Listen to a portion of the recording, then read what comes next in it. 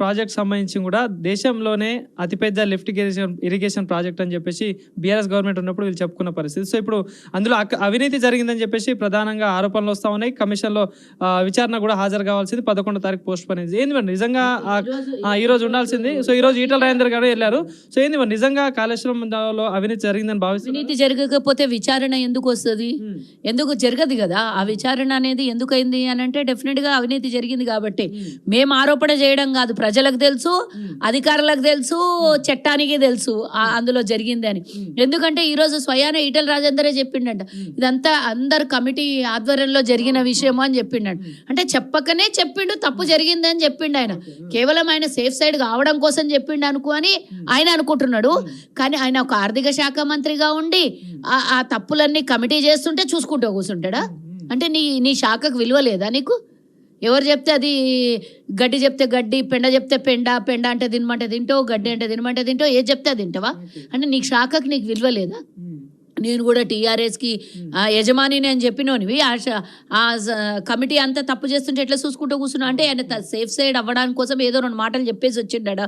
కొంతసేపు విచారణ జరిగితే కానీ అది బీడులు వాడడము, పర్రెలు వాడడము, కుంగిపోవడము ఇదైతే వాస్తవం కదా. అది ఎవరేమీ దాన్ని దాచిపెట్టలేరు. ఇంకా ముందుకొచ్చి కాంగ్రెస్ బాంబులు పెట్టిందంట. బాంబులు కన్నా వెళ్తుంది, పేలితే ఎగిరిపోతుంది, పేలుతుంది, లోపలికి పోతుంది.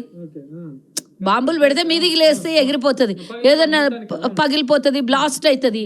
బాంబులు పెడితే భూమిలోకి పోతుంది, కుంగిపోతుంది. బాంబులు పెడితే గంత సెన్స్ లేని మాటలు ఎట్లా మాట్లాడతాడో. కేటీఆర్కి మతి తప్పిపోయింది. ఎందుకంటే అధికారం అనేది ఇట్లా లోపల కడుపు నిండా ఉన్నది. దోసుకున్నా ఇంకా దోసుకోవాలి, రాక్షస జాతి ఎట్లుంటది? ఆ రాక్షస జాతికి చెందినోడు కేటీఆర్. కాబట్టి కేవలం కాళేశ్వరం కమిషన్ కాదు, కాంగ్రెస్ కమిషన్ కేవలం కక్షపూరితంగానే ఇది కేసులు పెడతా ఉన్నారు కవిత మాట్లాడు. కమిషన్లు మాకెందుకు వస్తాయి? దాంట్లో మీరు చేసి మీరు అంతా తిని మా మీద ఏడుస్తే ఎట్లా? అబ్దుల్లాకే షాదీ మే బేగానా దివానా అన్నట్ల మీరు దీన్ని మమ్మల్ని ఎందుకు ఏది చేసినా మొత్తానికి కాంగ్రెస్ని సెంటర్ చేస్తారా? ఏమన్నా చేయని, మీ దోపిడీ చేసినా కాంగ్రెస్నే సెంటర్ చేస్తారు, కవిత జైలుకు పోయినా కాంగ్రెస్నే సెంటర్ చేస్తారు, లేదా వాళ్ళు ఆయన విచారణకు రాకపోయినా కాంగ్రెస్నే సెంటర్ చేస్తారు. అంటే మీకు ఏం దొరకకపోతే కాంగ్రెస్ ఒకటే దొరుకుతుందా? ఈరోజు కాంగ్రెస్ ప్రజాపాలన నడుస్తుంది, ఇచ్చిన హామీల్ని నిలబెట్టుకుంటుంది, ఒక్కొక్కటి పూర్తి చేస్తుంది. ఎంత కావాలన్నా అంత ప్రజలకు చెయ్యాలని ఆతృతంతో చేస్తున్నాం. రూపాయి రాష్ట్ర సంపదని ప్రతి రూపాయిని ప్రజలకు పంచడం కోసం మా ప్రభుత్వం అహర్నిశలు 14 నుంచి 16 గంటలు ఇప్పటి వరకు చూసినా 17 నెలల నుంచి ఏ మంత్రి అయినా సరే, మా ముఖ్యమంత్రి అయినా సరే ఒక్కరోజు సెలవు తీసుకున్న రోజు చూసినా ఆదివారం కూడా పనిచేస్తున్నారు మా వాళ్ళు. మాకు సెలవులు లేవు. మా ప్రభుత్వం వచ్చిన తర్వాత సెలవులు మీరే మింగేసినరు, ధనాన్ని మీరే మింగేసినరు, తెలంగాణలో అందరినీ పేదోళ్ళు చేసింది మీరే. అంతా మీరు చేసి అదేదో సినిమాలు అంటాడు చూడు, అంతా నువ్వే చేసి నాన్న ఇప్పటికి కూడా నా చెయ్యి నీ చేతిలో ఉంది నాన్న అన్నట్ట అంతా మీరు చేసి కాంగ్రెస్ మీద ఏడ్చుడేంది? నేను ప్రతి ప్రశ్నకు అప్పటి నుంచి అడుగుతున్నా. బీజేపీడు ప్రతి వేదిక మీద ఏటీఎం కార్డ్ అయింది అన్నాడు కానీ విచారణకు ఆదేశాలు ఇవ్వలేదు, నోటీసులు ఇవ్వలేదు. ఒక్కరోజు కూడా వాళ్ళకి విచారణ చేయలేదు. గల్లీ మే కుస్తీ, ఢిల్లీ మే దోస్తే అని అప్పుడు బతికినారు. ఇప్పటికి కూడా కాంగ్రెస్ ఏమైంది? 18 నెలలు అయింది అధికారంలోకి వచ్చి. అఫీషియల్ గా చెప్పేసింది కదా బీఆర్ఎస్ పార్టీని బీజేపీలో విలీనం చేసే కుట్రలు జరుగుతా ఉన్నాయి. అంటే అందుకనే నేను ఎప్పుడు కూడా చెప్తుంటా, తప్పు చేసినోడు దొంగ ఇద్దరు కూడా ఎప్పటికైనా ఒక రోజు దొరుకుతారు.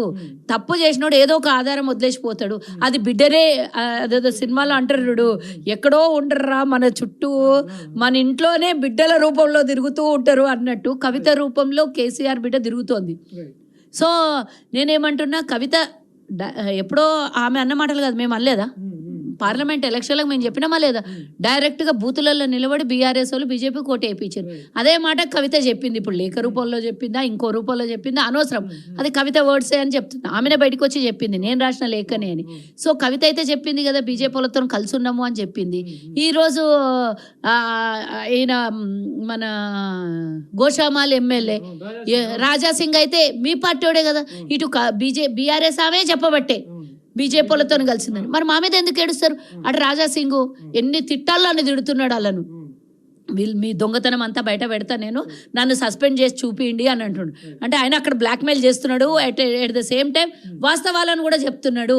బీజేపీ బీఆర్ఎస్ ఒకటే అని వాస్తవాలను చెప్తున్నాడు. ఎవరు యొక్క ఫండింగ్ చేస్తే వాళ్ళని విలీనం చేసుకుంటుంది బీజేపీ అని చెప్తున్నాడు. అంటే ఏదైతే కాళేశ్వరం దాంట్లో ప్రాజెక్ట్స్ విషయంలో కూడా కేసీఆర్ కు నోటీసులు ఇస్తే తెలంగాణ ప్రజలకు అందరికి ఇచ్చినట్టు లెక్క అని చెప్పేసి కేసీఆర్ నోటీసులు వేయడం అంటే అది తెలంగాణ ప్రజలకే అవమానం అంటూ మాట్లాడుతా ఉంది కవిత. అవును, మరి నువ్వు కడుపు నిండా అన్నం తింటే తెలంగాణ ప్రజలు తిన్నట్టే.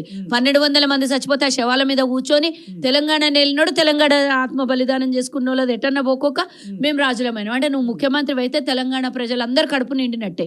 అంటే ఆ రోజు ధనిక రాష్ట్రం అని తెలంగాణ తెచ్చుకొని అందరిని పేదోళ్ళని చేసి మీరు ధనికులు అయిపోతే తెలంగాణ పాపం, అది తెలంగాణ ప్రజల పాపము, తెలంగాణ ఉద్యమకారుల పాపము, తెలంగాణ 4 కోట్ల మంది తప్పు చేసిండ్రు. ఎందుకంటే మీకు దోపిడీ చేసి పెట్టినాం కదా. ఒక మాట ఆమె అనడంలో పొరపాటు ఏం చేసిందంటే, అవును కేసీఆర్కి ఇచ్చినట్టే తెలంగాణ ప్రజలకు ఇచ్చినట్టే కేసీఆర్కి నోటీస్ ఇస్తే అంటే అవును మరి కాళేశ్వరం దోపిడీ డబ్బులన్నీ ఎవరివి? తెలంగాణ ప్రజలేవే కదా. గిట్లా అనేది గట్లా అంటుంది. ఈరోజు మా నాయన తెలంగాణ ప్రజలంతా దోసుకొని కాళేశ్వరంలో పెట్టిండు, ఈ పాపం ఊకేపోదు నాయన నీకు, ఈరోజు నోటీసులు తెలంగాణ ప్రజల ఉసురు దాకి నీకు నోటీస్ వచ్చింది నాయన అని గిట్లా అనేది పోయి గట్ట అంటుంది ఆమె. ఇట్లా చెప్పాలి వాళ్ళ నాయనకి, కానీ ఆమె వాళ్ళ నాయన దగ్గర ఏదో కొంచెం బటర్ రాసి ఆయనకు దగ్గర కావాలి, అది వాటా వాళ్ళ సంపాదించుకున్న వాటాని తీసుకోవాలి, ఆస్తుల వాటా తీసుకోవాలి, లేదా పార్టీలో అధికారం తీసుకోవాలి అని ఏదో ఒకటి కాకపడుతుంది వాళ్ళ నాయనకి. కానీ కేసీఆర్కి ఇచ్చిన నోటీసు తెలంగాణ ప్రజలకు ఇచ్చిందని తెలంగాణ ప్రజలను అవమానిస్తుంటే చూస్తూ ఊకుంటారా? తెలంగాణ ప్రజలు సమాధానం చెప్పాలి అందరు ప్రజలు అంటారు. మరి ఒకవేళ కవిత కొత్త పార్టీ పెట్టింది అనుకో, రాష్ట్ర రాజకీయాల్లో మార్పు ఉండే ఛాన్స్ ఉంటుందా? పాపం వాళ్ళ ఆయన వాళ్ళ అన్ననే ఫస్ట్ చంపుతారు ఆమెను, రాజకీయంగా చంపి పడేస్తారు ఆమెని. అంటే ఇప్పుడు ఎవరిని చంపరిడా. అసలు బీఆర్ఎస్ పార్టీలో ఇంకొకరు ఎవరిని చంపేది లేదు, వాళ్ళే చస్తారు అలా. సో ఇంకో ప్రశ్న ఏంటంటే, మొన్న తెలంగాణ ఆవిర్భావ దినోత్సవం జరిగింది. సో మరి గన్పార్ దగ్గర అంత ప్రతిష్టాత్మకమైన గన్పార్ దగ్గర కూడా బీఆర్ఎస్